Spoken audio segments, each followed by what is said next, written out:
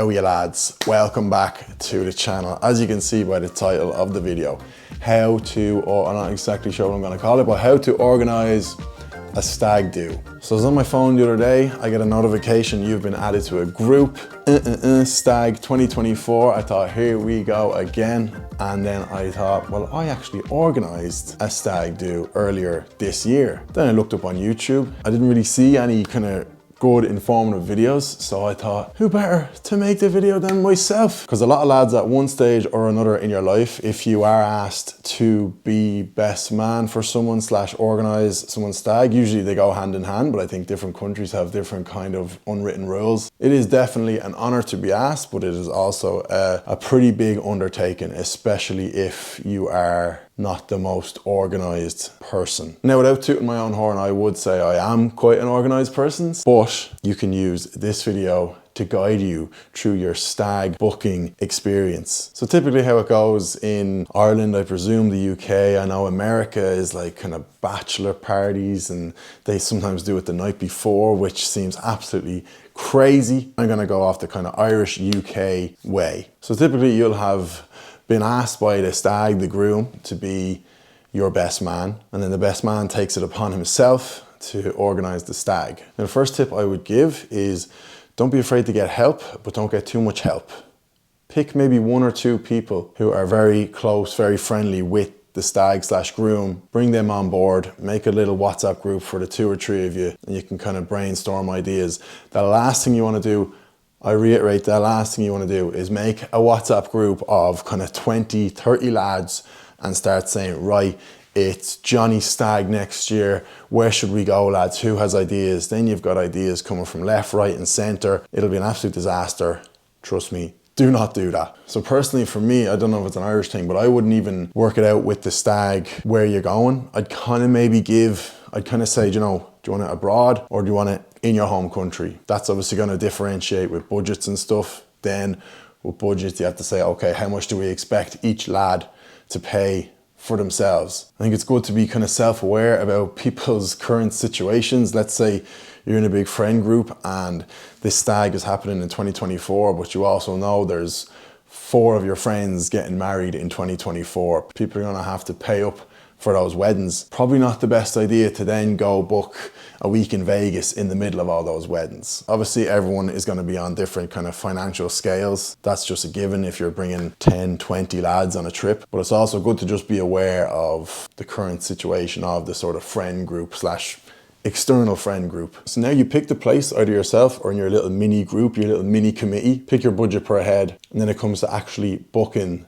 the flights, trains, buses, accommodation, whatever you need to book. My advice, which I actually did practice what I preached when I was organizing a stag earlier this year. You might feel like you want to be a hero and kind of book everyone's travel and accommodation and they pay you back. Unless you've got a good chunk of money in the bank, I would not think that is a good idea, because overall you're just going to end up losing out on money. You might book it for someone who's going to cancel and then for ages you're trying to get it back from them, this, that and the other. People won't mind booking their own travel and accommodation. They won't think you're a bad organizer, a bad stag, best man or whatever. They'll think that's fine. They'd probably rather do it themselves. So the best way to go about that is, in my opinion, let's say you're going from Dublin to Manchester. You just create a WhatsApp group of all the lads who, I probably should have said this at the start, but of course you sit down with the stag and you decide who is going to go. That's going to be tricky. The guy you're organizing the stag for could be a very popular fella. He could play on a football team, a rugby team, could be involved in different social things, could have a load of friends in work, could have loads of school friends. And you're sitting there going, I don't know who to invite. That's probably the one thing I would say the stag kind of gets the final say on, who's actually invited. So then next step I would say is you pick the date, book the travel and accommodation for you and the stag, then create a WhatsApp group, add all the lads in, put in a message, say, how are you lads? Johnny's stag, May 6th to 8th, 2024. We're going to Bratislava. Myself and Johnny are booked on to the Ryanair 9 a.m. flight. Give the flight details, said we've booked into this hotel for these 2 nights. Here's the hotel details. It will be great to see you all there. That just eliminates having to kind of hound everyone, make sure, are you going, are you not going? Like, because it's gonna be just, the more lads there are especially, it's just going to be impossible to get answers off of people because people are working, people are busy. Some lads are so bad at texting back. Some lads will forget to send money, this, that and the other. So just book it. You and the stag, give them the details and hopefully they just book on. And if they don't, then I don't know, the stag must be a prick or something because they clearly should. And so while you're looking up the details on Google, the flights and the travel for you and the stag, you might as well download Surfshark while you're at it, lads. The sponsor of the video. Surfshark, if you're unaware, lads, is a VPN, meaning a virtual private network. Surfshark keeps your online identity safe by encrypting all the information sent between your device and the internet. This keeps your personal data protected from big companies or cyber hacker bastards. The best part of it, a VPN swaps the real location of your device with a new one, whatever you want. For example, you may not know, but around the world, a lot of the different countries have different stuff on their Netflix. So there might be something that maybe you saw was on Netflix before in Ireland/UK, and it's not on there anymore. Whereas if you just Google which Netflix is on, it could be in Denmark. You just change your location on Surfshark to Copenhagen, boom. Also, if you leave the country, you go on holiday, or you actually move country, and there's a show that's only available to watch in Ireland. You're living in Australia, change your location on Surfshark to Dublin, and you can watch all your home comforts to stop you missing home that little bit. And you can get an exclusive Surfshark Black Friday deal when you enter the promo code Guinness. You get up to 6 additional months for free. So as always, support me by supporting the sponsors. Thank you, Surfshark. Back to the video. Okay, my next tip is people are always unsure about whether they should organize an activity.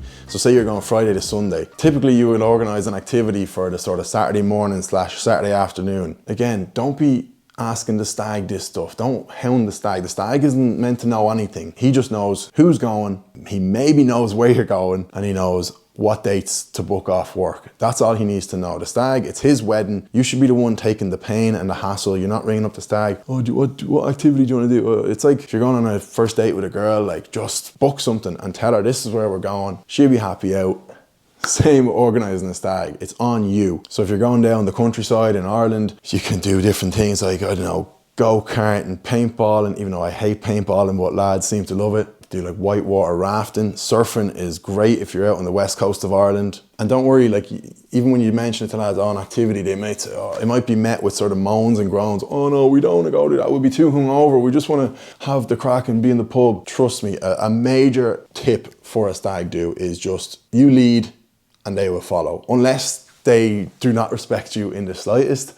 Once you lead, once you are the best man, you will have automatic kind of respect from the start that you are the organizer.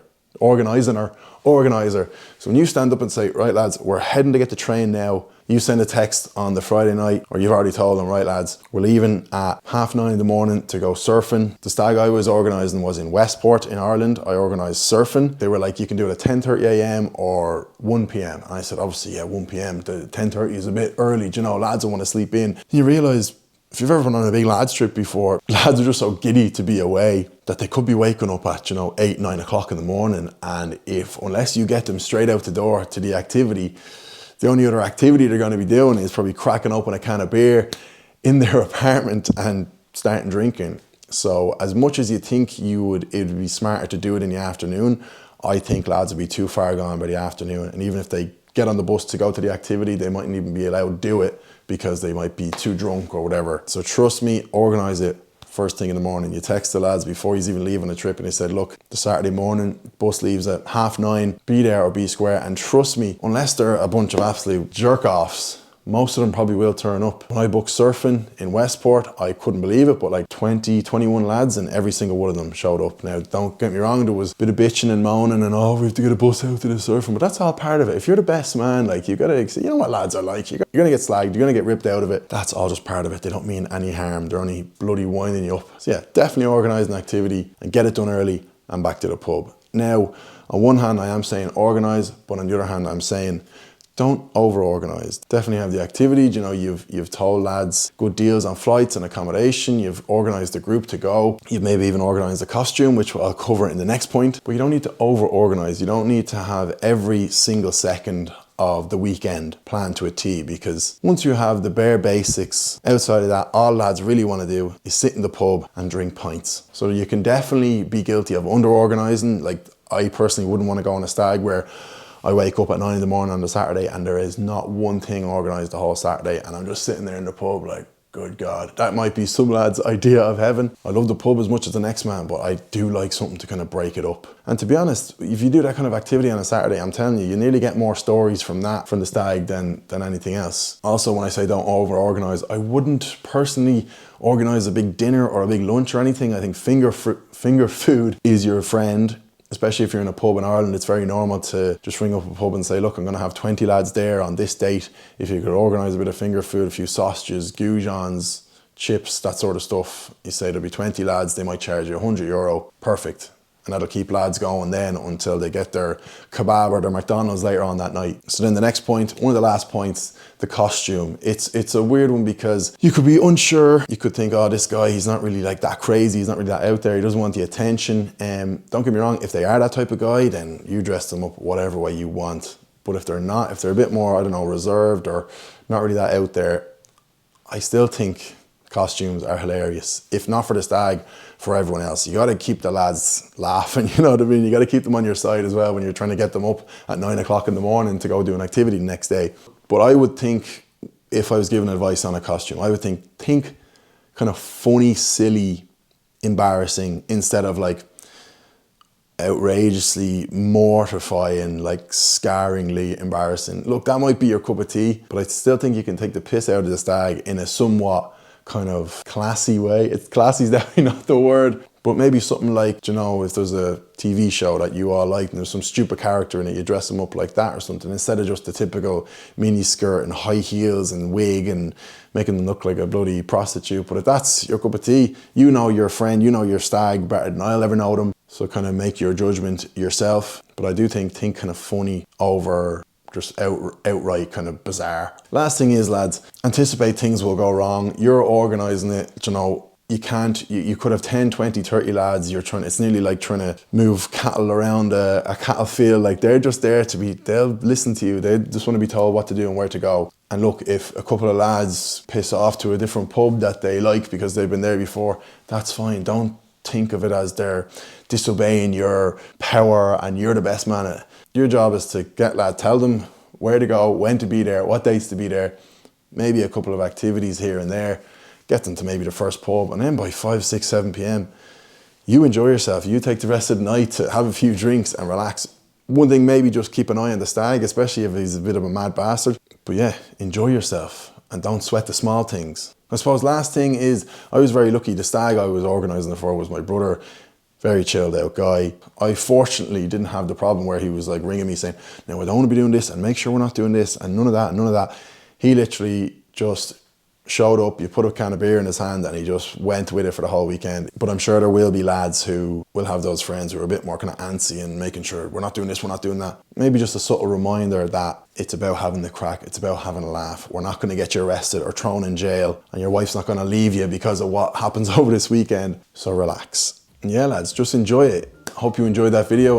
Like I said, I felt kind of qualified because I just organised a stag kind of this year. So if you are going on a stag, you are the best man, you are just one of the lads going, you are the stag.